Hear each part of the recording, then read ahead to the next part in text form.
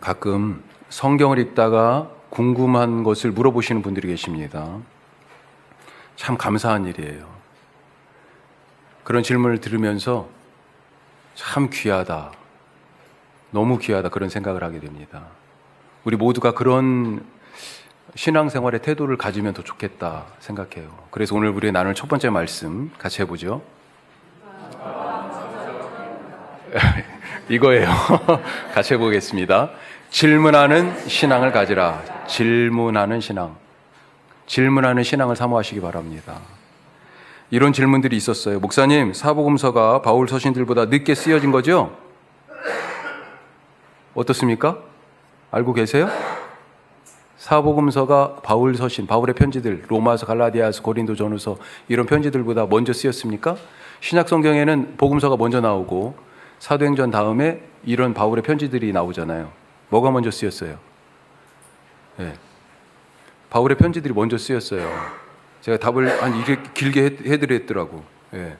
이런 질문도 있습니다. 목사님, 사도행전 21장에서 바울 일행이 결례를 행했다는데 결례를 행했다는 말이 무슨 말이에요? 여호수아 18장에 보면 가나안 땅에 가서 아직 땅을 차지하지 못한 지파들에게 여호수아가 너희들 땅 있어야 될 거 아니야. 땅 차지하러 왔잖아요. 살러 왔잖아요. 그래가지고 지파마다 아직 땅 차지하지 못한 지파마다 3명씩 뽑아서 보내라. 그리고 너희들은 가가지고 너희들이 얻을 땅을 그려오라고 그래요. 자, 그리고 한 2-3장 더 지나고 나서 요단 동편에서 이미 땅을 얻었던 사람들이 같이 와가지고 가나안 땅 얻는 데서 같이 싸웠잖아요. 이 사람들이 돌아갑니다. 여기서 질문. 목사님, 이 지파들이 돌아갔는데 그러면 땅 못 얻었던 지파 사람들은 땅을 다 얻은 건가요? 가나안 땅은 다 정복된 건가요? 그래서 돌아간 건가요? 이런 질문들이에요. 예, 다양하게 궁금하죠. 예. 성경의 앞뒤 내용을 살피는 팩트체크 같은 경우는 바로 제가 그래도 대답해 드리기도 하고 또 무엇보다 말씀의 맥락을 또 살펴봅니다. 그래서 대답을 해드려요. 어떤 때는 조금 더 신중하게 대답을 해야 될 때가 있어서 자료를 좀 찾아보기도 하고 더 나아가서는 신학적인 동향도 좀 살펴보면서 대답을 해드립니다. 그럴 때마다 그런 생각을 해요. 그래, 나의 이 대답이 정답이 아닐 수 있는데 정답이라고 자신하지 않습니다. 왜냐하면 성경을 보는 다양한 관점이 존재하기 때문에 그렇습니다. 관점이 대체로 일치하는 부분들이 있지만 학문적 입장이 다양하고요. 어떤 때는 기존의 관점을 넘어서는 그런 의견들을 제시하는 경우들도 있어요. 그런 걸 볼 때마다 어떤 때는 물론 받아들이기 쉽지 않은데 이런 부분도 있지만 어떤 때는 야, 이렇게 말씀 볼 수도 있구나. 끄덕끄덕 여지는 그런 경우도 있습니다. 우리 교회가 선교 동역지로 올해부터 함께하는 한국교회의 신학적 체질을 조금 더 견고하게 하자, 건강하게 하자 하는 취지에서 10여 년 전에 시작됐던 출판사 새물결 플러스하고 지금 선교 동역 관계가 있잖아요. 책이 옵니다. 이번에 3권이 책이 왔는데 2달에 한 번씩 오는데 그런데 먼저 이런 책이에요. 예. 칭의 대신 정의의 시선으로 로마서 읽기. 칭의 대신 정의라고 하는 관점으로 로마서를 읽기. 자, 이게 전 제목을 딱 보자마자 신선했어요. 제가 물론 아직 다 읽어보지는 않았습니다만 그동안 우리는 로마서에 나타난 하나님의 의롭다라고 하시는 로마서에 나타난 하나님의 의에 대해서 믿음으로 의롭게 된다. 그래서 우리가 구원받는다라고 하는 소위 이신칭의 개인 구원의 관점에서 이 의의를 그렇게 많이 해석하는 전통적인 입장을 사실 많이 들어왔고 그런 렌즈로 로마서를 많이 읽었어요. 그런데 안경을 한번 좀 다른 걸 한번 써보자라고 하는 거죠. 과연 로마서에서 얘기하는 바울이 얘기하는 의의가 그런 개인 구원이라고 하는 그런 의미에 한정되어 있는 것이냐? 그렇지 않은 것 같다. 의의 본뜻이 공동체적 정의라고 얘기하는 거죠. 예. 한 사람 구원, 나 혼자 구원받는 것으로 그치는 게 아니라 공동체가 전체가 하나님께서 세워주시는 그 의로움으로 가야 된다라고 하는 삶의 실천과 그리스도 중심의 행동을 촉구하는 그런 관점으로 로마서를 봐야 되지 않을까라고 하는 제안이에요. 제가 나중에 더 많이 자세하게 읽고 또 나중에 기회를 봐서 말씀드리겠습니다. 또 하나의 책은 뭐냐? 성경 너머로 성경 읽기. 제가 무슨 책 장사 같네. 성경 너머로 성경 읽기. 성경을 읽는데 기존에 우리가 읽고 있던 성경 읽기, 그 독법이 과연 타당한 것이냐에 대한 문제 제기예요. 무슨 말이냐? 그동안에 우리는 성경을 문자적, 이걸 또 다른 말로 얘기하면 축자적 이렇게 또 얘기합니다. 글자 그대로 문자적 읽기에 좀 충실했었는데 그것이 가지는 위험성에 대한 이야기예요. 성경을 위한다고 하면서 성경의 본뜻에서 벗어난 성경 읽기를 하고 있는 것 아니냐라고 하는 문제 제기입니다. 이 두 권 다 하여튼 교파를 초월해서 다양한 신학교의 학자와 교수님들이 추천을 했어요. 기대가 되는 제목을 딱 두 개 다 보면서 한번 빨리 읽어보고 싶다 이런 생각이 드는 그런 책들입니다. 하여튼 성경을 대하는 다양한 태도들이 있기 때문에 질문을 받을 때 목사로서 대답하는 게 때로는 조금 더 편하게 대답해 드릴 수 있는 어떤 지식적인 부분이고 앞뒤를 정리해야 되는 그런 부분이라면 그런 맥락에서 바로 좀 대답해 드리지만 그렇지 못하고 조금 더 생각해야 될 그런 부분들도 있다 하는 거죠. 그래서 성도님들이 질문을 하면 항상 그런 건 아니지만 어떤 때는 좀 당황스러울 때가 있어요. 왜요? 사실 목사라고 성경을 다 아는 게 아니잖아요. 그렇죠? 더 공부해야 되고 더 찾아봐야 되고 더 배워야 됩니다. 하지만 그 질문하는 신앙을 대했을 때 참 감사한 마음이 들어요. 질문하는 신앙 참 고맙습니다.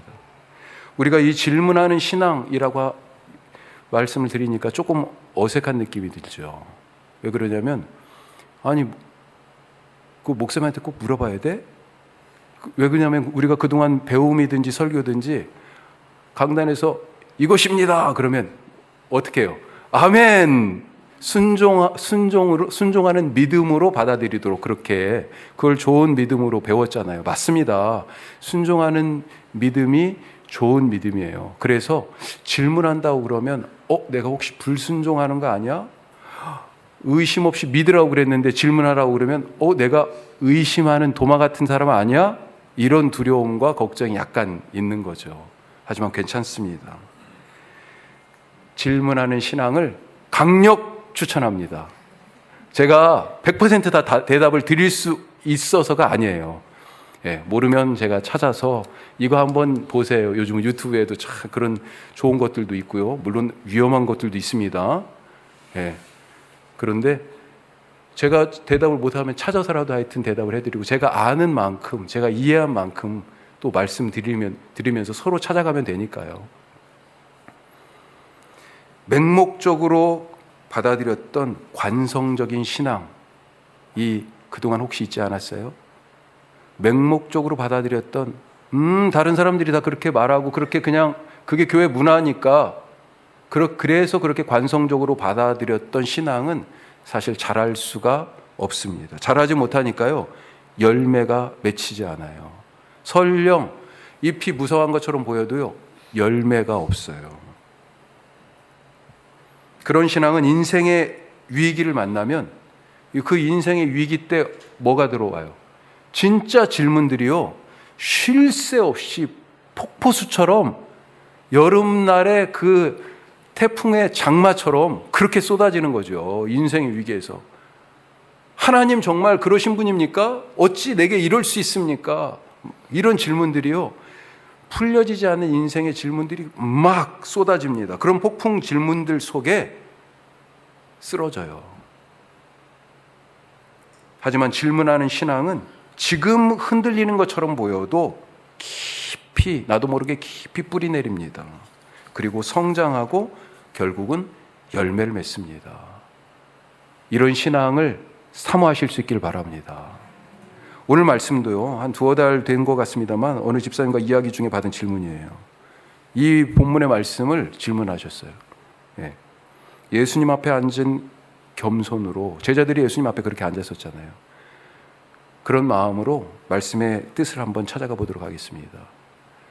오늘 여기서 나누는 말씀의 뜻이 이 비유의 말씀 전체를 다 얘기한다고 보기는 어려워요. 그 중에 작은 조각이라도 우리가 한번 찾아보죠.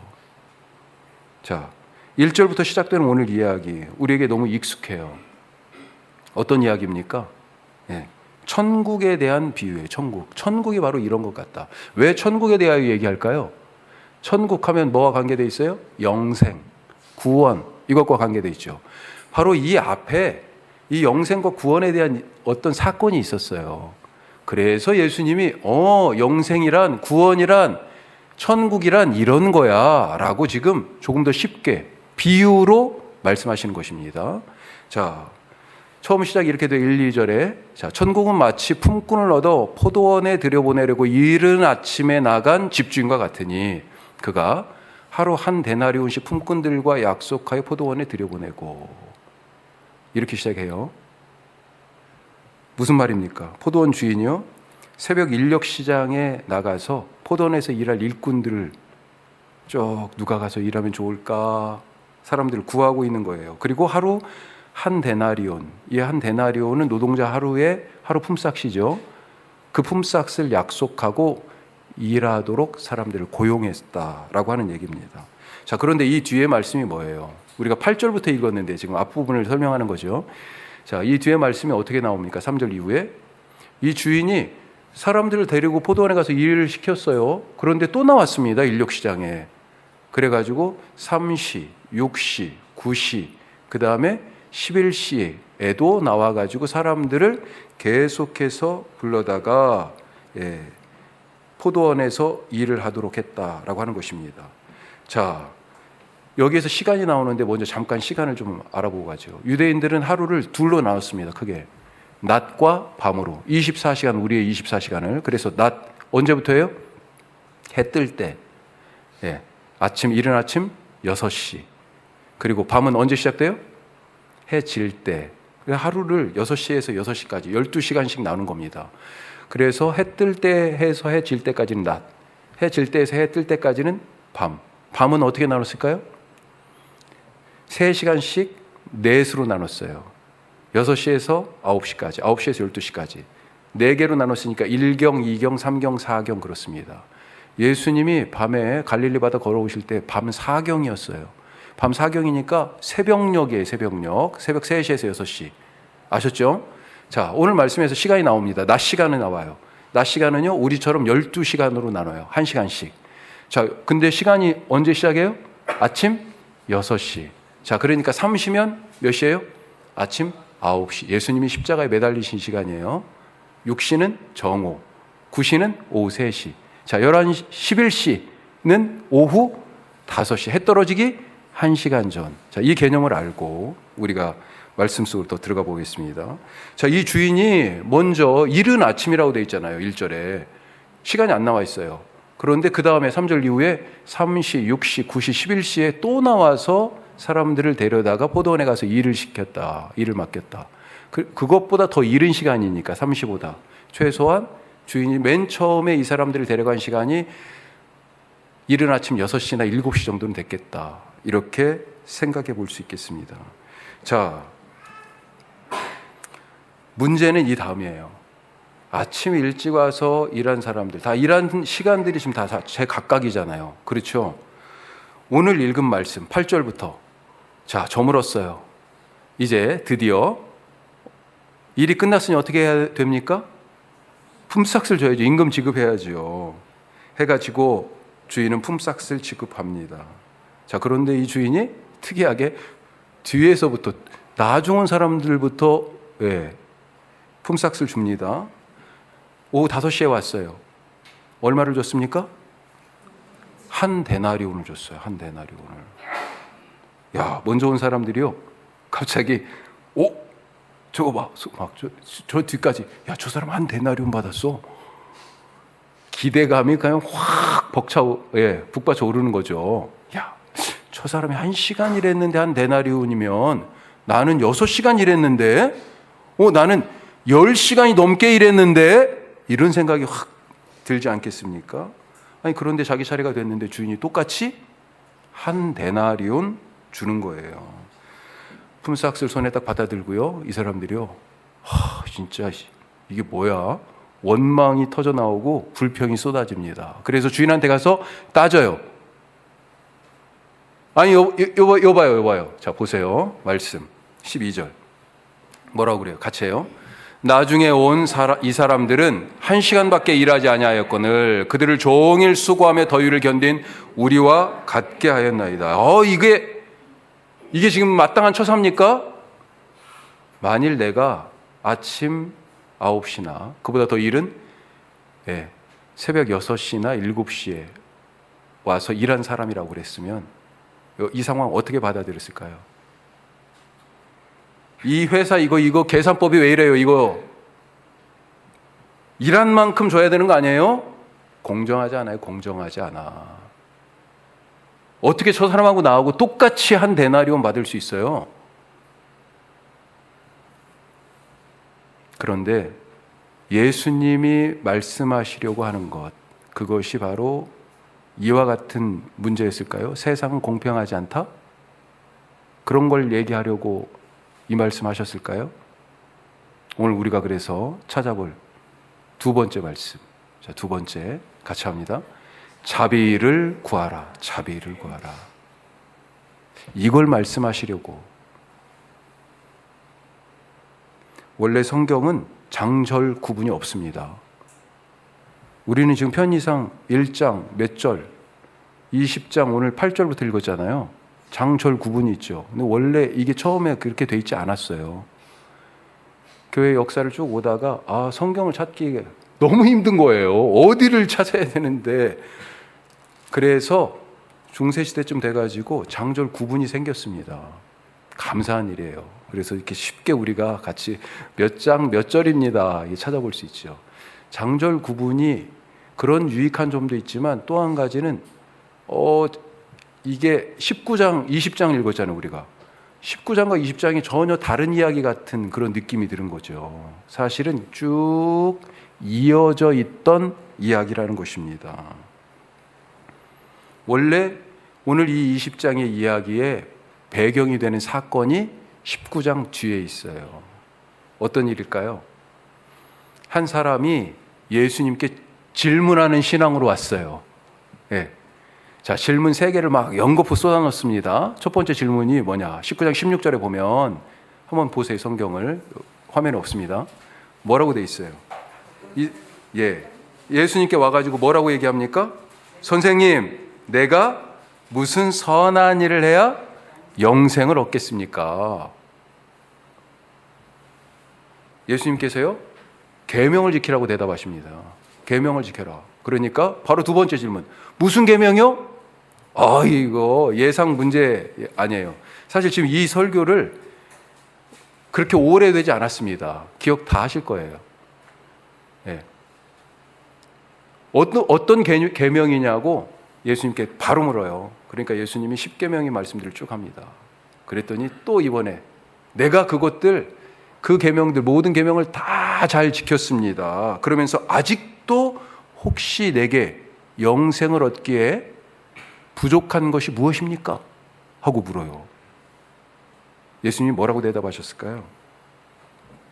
네가 온전하고자 할진대. 그러니까 이 문맥을 따라서 얘기하면 네가 영생을 얻고자 한다면 가서 내 소유를 팔아 가난한 자들에게 나누어 줘라. 그리고 나를 따르라. 이 이야기의 끝은 어떻게 끝나요? 이 사람이 재물이 많음으로 이 말씀을 듣고 근심하여 갔다. 이렇게 되어 있습니다. 영생의 질문을 들고 주님 앞에 온 이 사람, 알고 보니 부자였습니다. 부자였어요. 그리고는 자기가 세상에서 막 가진 것들, 그 재물과 하나님이 주시려는 영생을 놓고 저울질하다가 이러지도 저러지도 못하고 간 거예요. 아마도 돌아가면서 고개를 막 이렇게 흔들지 않았을까 싶어요. 이건 이건 정의롭지 못해. 이건 공평하지 않아. 이건 공정이 아니지. 왜요? 왜요? 부자가 처음에 와가지고 뭐라고 물어봤습니까? 무슨 선한 일을 해야 내가 영생을 얻을 수 있습니까? 그렇게 물어봤어요. 이 질문에는 세상에 나처럼 하나님의 계명을 잘 지키며 선한 사람이 없습니다. 한번 나와보라고 그래요. 있으면. 이런 자신만만함이 깔려 있어요. 나는 영생을 얻을 자격이 충분하다라고 하는 그런 마음이죠. 이 사람이 떠나고 나서 예수님과 제자들도 의아해했어요.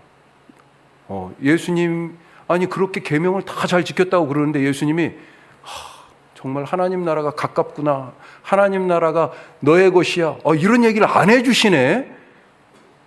영생에 대한 확답을 안 주셔요. 구원받았다고 도장을 안 찍어주셔. 그러니까 제자들도 궁금하죠.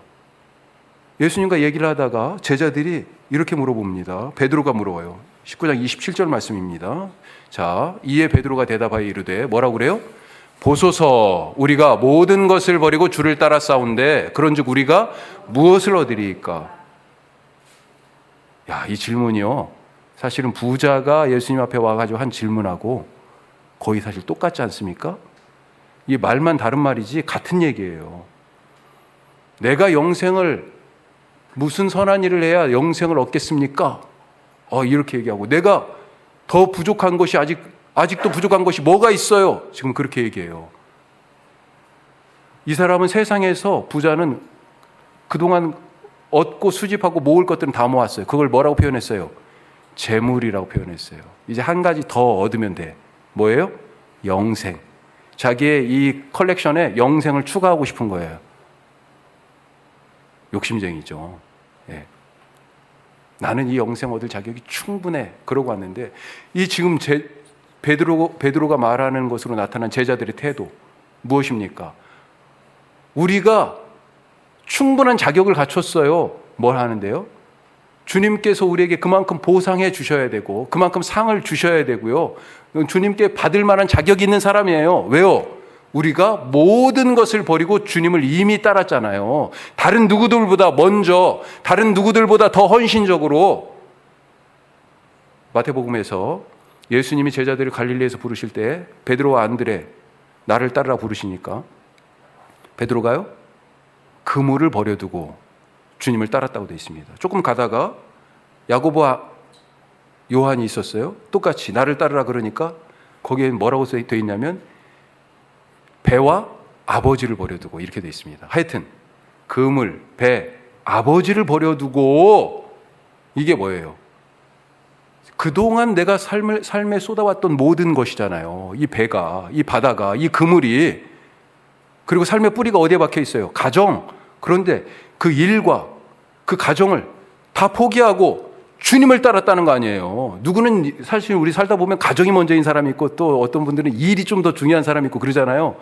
우리가 세상에서 가장 중요하게 생각하는 두 가지 가치, 이 두 개를 다 그냥 버렸다니까요.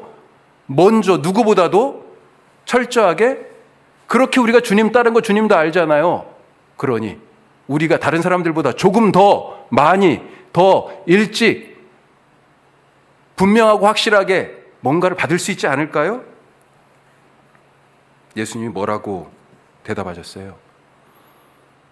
우리가 그렇게 받아야만이 공정하고 정의롭다라고 얘기하는 이 제자들에게 뭐라고 말씀하셨어요? 19장 마지막 절 말씀.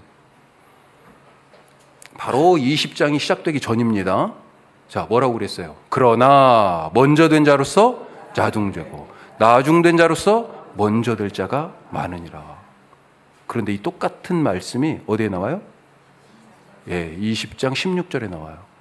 이 사건, 부자가 왔다 가고 제자들과 이런 말씀을 나누고 나서 니네들이 영생, 구원, 천국에 대해서 지금 착각하고 있구나 그러시면서 비유로 이 포도원 품꾼들의 비유를 말씀해 주시고요. 그 끝에 똑같이 결론으로 뭘 말씀하세요? 이 19장 맨 마지막 절에 있는 말씀과 똑같은 말씀을 16절 다 같이 해요. 이와 같이 나중된 자로서 먼저 되고 먼저 된 자로서 나중되리라. 아멘. 무슨 말씀입니까? 네? 먼저 되고 나중되는 것이 누구에게 달렸어요? 하나님께 달렸다는 것입니다. 품삯을 한 데나리온을 주든지 10데나리온을 주든지 누구에게 달려 있어요? 포도원 주인에게 달려 있어요. 오늘 말씀 뒤에는요, 뭐가 나오냐? 제자들이 자리 다툼하는 얘기가 나옵니다. 제자들이. 이것도 사실은 연결된 얘기예요. 그 이야기 끝에 뭐 으뜸이 되고자 하는 자는 꼴찌가 되고 그런 얘기가 나와요. 섬기는 자가 되어야, 종이 되어야 하리라. 으뜸이 되고자 하는 자는. 이게 먼저 된 자가 나중되고 나중된 자가 먼저 된다는 말씀과 같은 맥락의 말씀이죠. 자, 제자들이 어땠어요? 주님의 나라가 임하실 때 우리는 주님 오른쪽에 왼쪽에 내가 주님 아시잖아요. 내가 누구보다 예수님 더 사랑하고 더 헌신적이었던 거, 내가 그렇게 수고하고 애썼던 거 주님 아시잖아요. 제자들 중에서도 베드로, 안드레, 야고보, 요한이 다른 제자들보다 먼저 예수님 따랐잖아요. 내가 쟤네들보다 더 먼저 예수님 따른 거 아시잖아요. 그러니 내가 조금 더 상을 받는 것, 주님 오른쪽 왼쪽 자리 우리가 앉는 게 마땅한 것 아닙니까? 똑같은 얘기를 하고 있는 거죠. 구원받고 못 받고, 영생을 얻고 못 얻고 누구에게 달려 있어요? 예수님 오른쪽 왼쪽에 앉는 거 누구에게 달려 있습니까? 하나님께 달려 있어요. 하나님께. 하나님의 기준과 사람들의 기준이 다릅니다. 사람들은 그걸 정량적으로 평가해요. 그래서 당신이 많이 했네? 그래서 당신한테 이만큼. 그런데 그것이 세상의 질서인데 하나님 나라의 질서는 그렇지 않다라고 하는 것을 오늘 말씀에서 가르쳐 주세요. 전 가끔 가다가 그런 얘기 들은 적이 있죠. 천국을 어디 여행 갔다 오셨다는 분들. 그런데 딱 가보니까 뭐예요? 누구네 집은 너무 멋지고 막 보석으로 막 그렇게 치장이 돼 있고 그렇게 의리의리한데 이 천사가 안내해가지고 딱 가보니까 이게 우리 집이라고 그러는데 우리 집은 어때요? 천국에 있긴 한데 너무 초라해. 예? 정말 이 얘기가 사실일까요? 어떻게 생각하십니까? 그래서 땅에 있을 때 충성하고 더 헌신하고 속지 마십시오. 그런 말씀에. 예? 천국은 그런 곳 아니에요. 천국에도 빈부격차가 있어요? 그게 어떻게 천국이 될 수 있어요? 천국에도 차별이 있어요? 어떻게 그게 천국이 될 수 있습니까? 하나님과 사람들의 기준이 달라요. 지금 세상 살아가는 그 질서의 눈으로 천국을 얘기하고 있어. 천국의 관점에서 세상을 바라봐야 되는데 이들이 각각 받은 한 데나리온, 이건 뭡니까? 노동자 하루의 품삯이잖아요. 그 돈을 받아야 그 집 식구들이 먹고 삽니다. 그런데 12시부터 왔으니까 반나절만 일했으니까 당신은 반나절만 일했어요. 6시간. 자, 반 데나리온. 그러면 그 집 식구들은 어떻게 해요? 마지막에 와서 1시간 일한 사람은 어떻게 해요? 이 사람들. 이 집 사람들은 어떻게 뭘 먹고 삽니까? 사실 공정을 따지면 포도원 주인이 더 따져야 되는 것 아닙니까? 아니 지금 와가지고 10사람이 일했는데 2사람은 아침부터 와가지고 했어요. 이 사람들만 한 데나리온 주면 되고 점심 때 와가지고 일한 사람은 반 데나리온만 주면 되지. 내가 다 똑같이 한 데나리온씩 다 줄 이유가 뭐가 있어요? 내 손해지. 포도원 주인 입장에서는. 아니 공정을 따지면 사실은 포도원 주인이 한 데나리온 주세요. 설령 이래도 무슨 말이야? 공정하게 해야지. 반 데나리온이야 당신. 당신은 1시간밖에 안 했으니까 시급 1시간짜리 10,000원.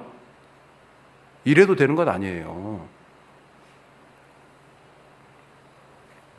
소위 말하는 의인들이라고 하는 사람들이 볼 때는 예수님이 말씀하시는 이 나라가 공정한 나라가 아닙니다.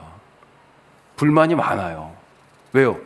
자기들은 그동안에 계명 다 지키고 그렇게 삶을 그냥 어떤 의미에서는 막 옥죄어 가면서 그렇게 이건 하지 말아야지, 이건 안 해야지, 이건 해야지 막 이러면서 그렇게 열심히 나름대로 살면서 누구보다도 의롭다 이렇게 자부심을 갖고 살았는데 오히려 이런 사람들한테 와가지고 예수님 뭐라고 그러셨어요? 화 있을진저 이렇게 말씀하시고 누가 봐도 저 죄인들 말씀 없이 말씀을 그냥 맨날 깨트리며 살아가는 그런 사람들한테 그 죄인과 세리들한테는 예수님이 가가지고요 친구하자고 그러셨잖아요. 이게 너무 억울한 일 아니에요. 공정을 따지면 누가 천국에 들어가고 영생을 얻겠습니까? 누가 자기 죄를 해결할 수 있겠어요? 예수님이 십자가에서 거저 주신 것이 바로 영생이라는 선물 아닙니까? 미안한데 은혜는 공정하지 않아요. 예? 하나님이요 공정했다면 우리에게 그 은혜 주실 이유가 없습니다. 하나님이 그걸 생각했다면 우리가 죄인 되었을 때 우리를 사랑하셔서 자기 아들을 십자가에 이미 미리 주실 이유가 없었어요. 앞서 제자들은 근심함에 돌아가는 부자를 보면서 야 저렇게 계명도 잘 지키고 그런 사람이 천국에 못 간다. 그러면 예수님 누가 구원을 얻을 수 있어요? 이미 이런 질문을 했습니다. 그때 예수님이 이렇게 대답하셨어요. 19장 26절 말씀인데 자 예수께서 그들을 보시며 이르시되 사람으로는 할 수 없으나 같이 해요. 하나님으로서는 다 하실 수 있느니라. 아멘. 구원은 사람이 무엇을 해서 얻을 수 있는 게 아니라는 겁니다. 하나님이 주시는 선물이라는 거예요. 우리가 하나님께 구할 것은 그래서 공정하게 하십시오 라고 하는 그런 요구가 아니라 주님 자비를 은혜를 베풀어 주십시오 라고 하는 간구예요. 그래서 예수님을 만난 사람들이 뭐라고 얘기했습니까? 뭐라고 예수님께 외쳤어요? 주 예수 그리스도여 다윗의 자손 나사렛 예수여 나를 불쌍히 여기소서 자비를 베풀어 주옵소서 은혜 주시옵소서 바로 이렇게 간구했던 것입니다. 예수님은 불평하고 원망하는 그 은혜를 간구하지 않고 그 자비를 구하지 않고 불평하고 원망하는 사람들에게 이렇게 말씀하셨어요. 14절에 오늘 뭐라고 그러셨어요? 네 것이나 가지고 가라. 나중에 온 이 사람에게도 너에게 준 것 같이 주는 것이 내 뜻이야. 저 집 식구들도 먹고 살아야 되잖아. 우리에게 필요한 몫을 주님이 충분히 주셨습니다. 감사함으로 받으실 수 있길 바랍니다. 예수님은 십자가 위에서 옆에 있는 한 강도에게 뭐라고 그러셨어요? 오늘 내가 나와 함께 낙원에 있으리라. 오늘 아까 드린 찬송 2절 말씀이 바로 그 강도에게요. 저 도적 같은 사람, 강도, 십자가 예수님 옆에 달려서 그 마지막 순간에 예수님에게 엄청난 선물을 받았잖아요. 그 사람이 한 게 뭐가 있어요? 아니 오후 5시에 와서 일한 사람 정도도 아니야. 6시에 땡 끝나는데요 5시 59분에 온 사람이에요. 예? 그 사람에게도요 너 오늘 나와 함께 낙원에 있을 것이다. 너 구원받았다. 구원을 선물로 주셨어요. 그렇게 따지면요 어려서부터 그렇게 말씀을 붙들고 살았던 사람 똑같이 이 사람하고 같이 구원이라는 선물을 똑같이 받아요? 이거 너무 불공평한 거 아니에요. 하지만 그것이 하나님의 뜻입니다. 하나님은 모두에게 그렇게 그 구원의 선물, 영생의 선물, 천국을 주시고 싶어 하세요. 우리가 그런 은혜를 받은 사람입니다. 어떻게 해요? 거저 받았어요. 아무것도 한 것이 없이. 어떻게 하실 겁니까? 거저 나누어 주실 수 있길 바랍니다.